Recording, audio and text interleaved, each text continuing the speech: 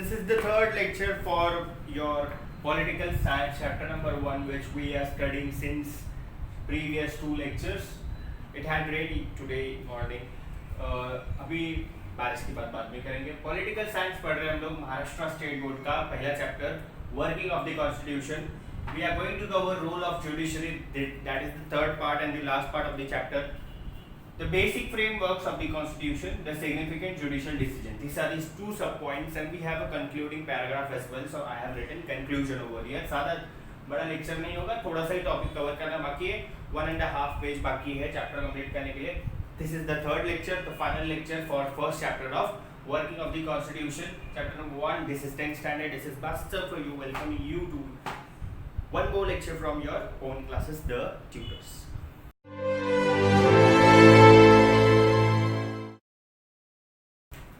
Okay, moving ahead, we have enough of introduction. Okay, moving ahead, we have role of judiciary. The judiciary in India has played an important role in strengthening democracy and helping to make towards achieving the objectives of social justice and equality. While interpreting the provisions of the constitution, the judiciary has always taken into consideration the fundamental objectives of the constitution and also the intentions of the constitution makers. We will try to understand the contribution of the judiciary in this regard with the help of the following points. Judiciary ने constitution को बनाते time भी और constitution के बनने के बाद constitution को you can say that constitution का बोलते हैं ना, हर एक point लोग follow करें उसका भी ध्यान रखा है. जो भी लोग constitution को follow नहीं करते थे या disobey करते थे उनको constitution खुद punish करता है. उनको judiciary खुद punish करता है. ठीक है, judiciary is nothing but the court, the supreme court, the high court, the local courts. ठीक है, ये जितने भी courts हैं ये सब हमारे judicial system के अंडर में आते हैं. Constitution अगर कोई follow नहीं करता है then उसको देखने के लिए हमारे पास judicial system है. हमारे पास courts है, high court, supreme court. high court जो है वो स्टेट लेवल पे होता है और सुप्रीम कोर्ट जो है वो एक नेशनल कोर्ट होता है जो पूरी कंट्री का एक ही होता है. ठीक है.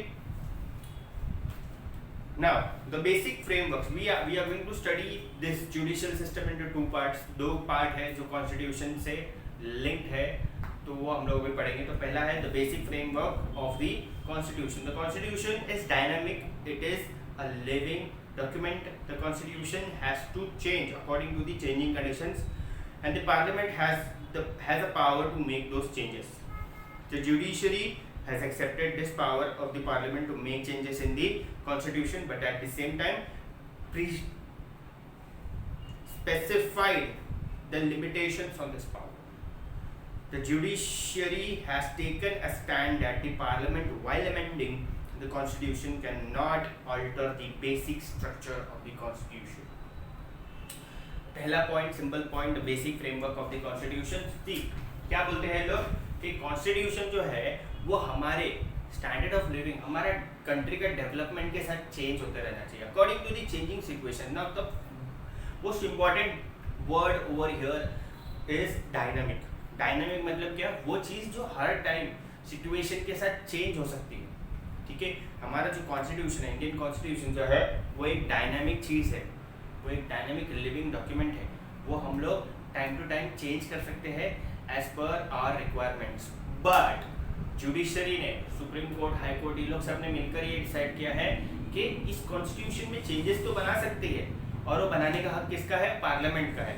द लोकसभा, विधानसभा, प्रेसिडेंट, ये 3 लोगों का परमिशन लगता है. और अगर ये परमिशन के बाद अगर समझो कॉन्स्टिट्यूशन में कुछ चेंजेस आ जाते हैं और वो कॉन्स्टिट्यूशनल चेंजेस अगर चाहे तो जुडिशरी उसको डिसओबे भी कर सकती है, उसको खारिज भी कर सकती है, उसको सीज कर सकती है, कैंसिल कर सकती है. कॉन्स्टिट्यूशन में टाइम टू टाइम चेंजेस कर सकते हैं हम लोग, बट लिमिटेड चेंजेस ही करना अलाउड है. ठीक है, से फॉर एग्जांपल अगर कोई भी चेंज कॉन्स्टिट्यूशन में होता है then it should be a very very very minor change. तुम लोग पूरा के पूरा कॉन्स्टिट्यूशन चेंज करने निकलोगे, it should not happen like that. You can not change whole constitution. You have to keep in mind कि whatever the changes you are making in the constitution, you have to make that changes in a very minor way which does not affect the smooth and efficient functioning of the constitution. तुम लोग constitution को change करने चलोगे, it is not at all possible, because कहीं ना कहीं constitution खुद इसकी इजाज़त नहीं देता है, खुद जुडिशियल सिस्टम इसकी इजाज़त नहीं देता है। पार्लियामेंट को हक है कॉन्स्टिट्यूशन को अल्टर करने का, चेंज करने का, ठीक है, उसमें कुछ ना कुछ इम्प्रूवमेंट्स लाने का टाइम टू टाइम, बट वो इम्प्रूवमेंट्स पूरे के पूरे कॉन्स्टिट्यूशन के बेस को नहीं हिलाना चाहिए। Your constitution should remain same at same, change करने के बाद भी उसका ज़्यादा कुछ चेंजेस होना नहीं चाहिए, ठीक है। कॉन्स्टिट्यूशन में अगर हम लोग कुछ चेंज भी कर रहे हैं तो उससे कुछ ज़्यादा इफेक्ट पड़ना नहीं चाहिए। Constitution should remain same after alteration as well. ऐसा दिखना चाहिए कि हाँ चेंज हुआ है बट इतना कुछ इफेक्ट पड़ा नहीं है। मेजर चेंजेस तुम लोग कॉन्स्टिट्यूशन में नहीं कर सकते हो, वरना अभी तक अगर ये परमिशन नहीं होती, अगर ये चीज़ के ऊपर लिमिटेशन नहीं होता तो क्या अभी तक तो कितना सब कुछ चेंज हो चुका रहता कॉन्स्टिट्यूशन में। कॉन्स्टिट्यूशन जो बाबा साहब अम्बेडकर ने लिखे थे वो वैसा रहता ही नहीं। Okay, coming to second point which is significant judicial decisions.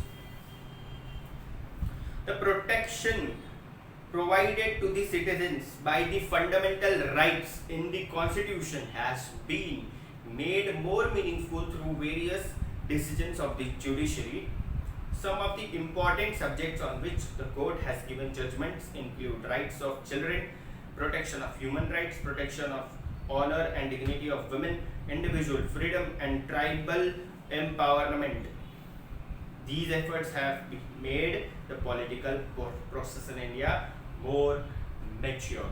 Now, significant judicial decision, significant मतलब important, judicial decisions मतलब कोर्ट का डिसीजन, बहुत सारे important कोर्ट के डिसीजन है, जैसे कि जो कॉन्स्टिट्यूशन से ही रिलेटेड है, कॉन्स्टिट्यूशन में जो लिखा गया है वही जुडिशियल सिस्टम ने भी इम्प्लीमेंट करने की कोशिश की है। जैसे कि कुछ ऐसे राइट्स है, right for safety of children, right for safety of women, right for empowerment of women, right for backward development of backward people, right for dignity and honor of individual citizen, each and everything which is related to human being of India, citizen of India and their welfare and their development has been given in the constitution, and वही चीज judicial system follow करके implement करने की कोशिश करती है। हमारी judicial system भी खुद constitution के अंडर में ही आती है, ठीक है, कॉन्स्टिट्यूशन के दायरे में रहकर ही काम करती है। जुडिशियल सिस्टम हमको जस्टिस दिलाने का काम करती है, पर वो उन लोग जब कहीं फंस जाते हैं कि हाँ इसको जस्टिस कैसे दी जाए, तो उसके लिए एक ही बुके करता है धरता, वो है तुम्हारी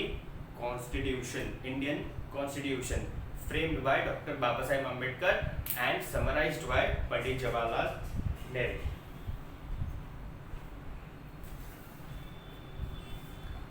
In this chapter, now we are going towards the conclusion. Chapter बहुत अच्छा इंटरेस्टिंग चैप्टर था, 3 पार्ट में हम लोग ने कवर किया, थोड़ा थोड़ा करके लेक्चर किया, इतना बड़ा लेक्चर नहीं था। सबसे बड़ा लेक्चर, सबसे पहला वाला लेक्चर था कि 35 मिनट्स का था, कल वाला लेक्चर छोटा हुआ है, आज वाला लेक्चर शायद उससे भी छोटा होगा, I don't know how much minutes the recording is taking, देखते कितना होता है, रिकॉर्डिंग कितना होता है।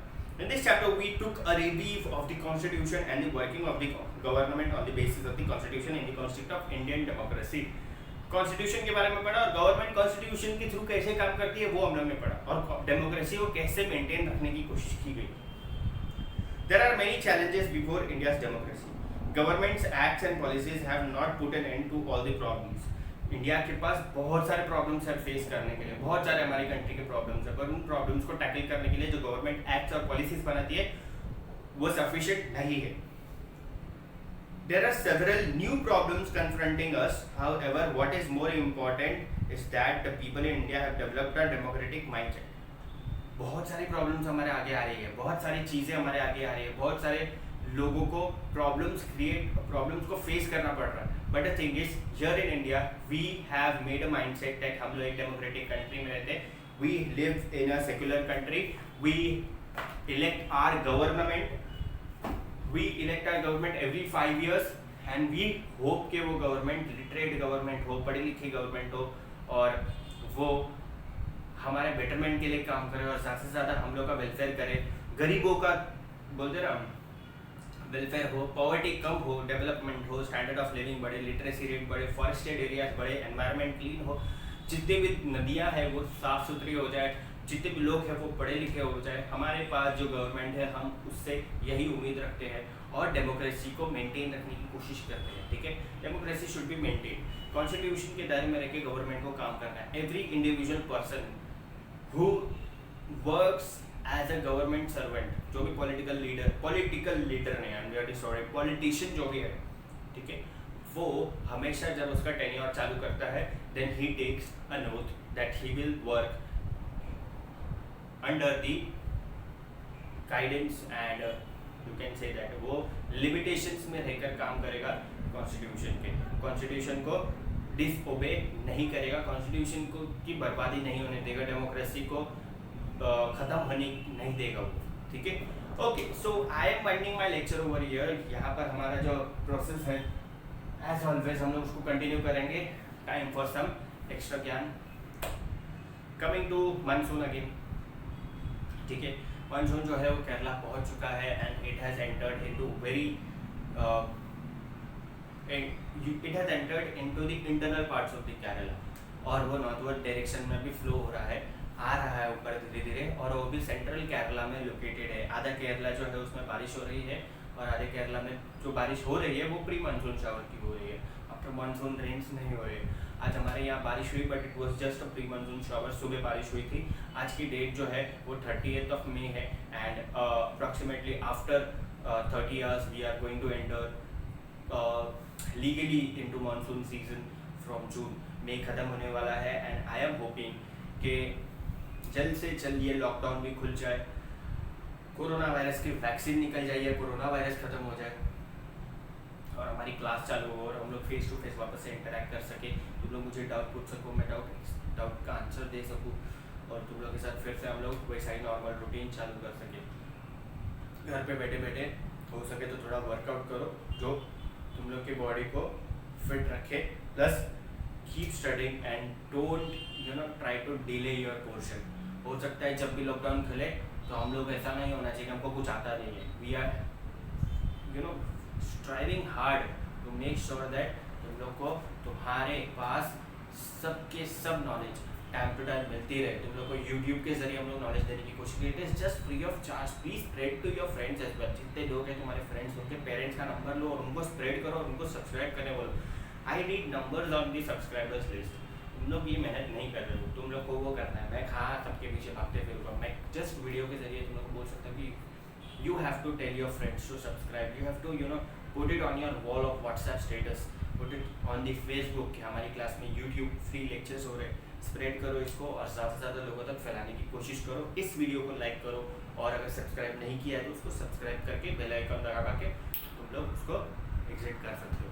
I hope it will have enjoyed the lecture and काफ़ी बड़ा लेक्चर नहीं हुआ है, ज़्यादा से ज़्यादा 20 मिनट का हुआ रहेगा या उसके आसपास ही होगा, ठीक है। तो I am winding up my lecture over here. This was Basit sir for you.